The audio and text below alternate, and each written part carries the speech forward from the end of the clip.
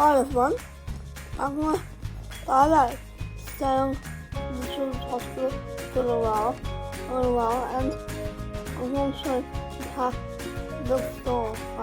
Anyway, I'll see you there. So, we're at the telephone next to the Lord Children's Hospital at Arden, and I'm going to see the whole thing. Well, I think around the whole thing, and I'll see you there.